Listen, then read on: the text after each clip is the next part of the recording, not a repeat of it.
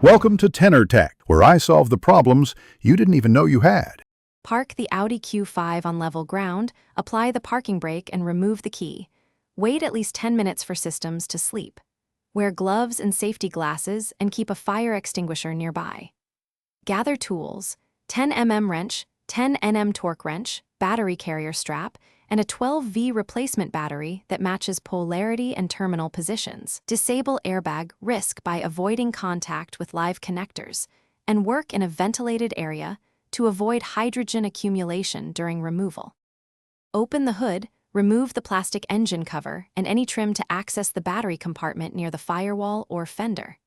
Start by loosening and removing the negative terminal connector, then the positive terminal.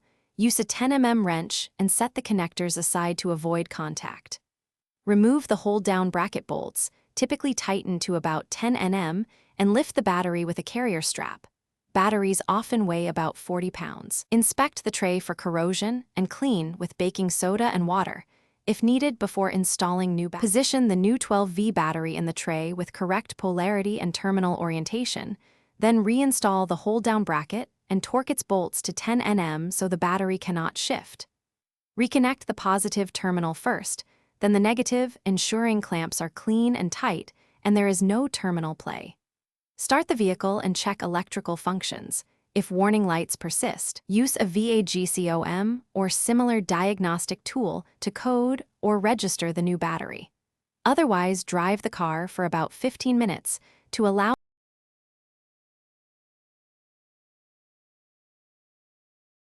Thanks for watching. Subscribe to keep your life in tune.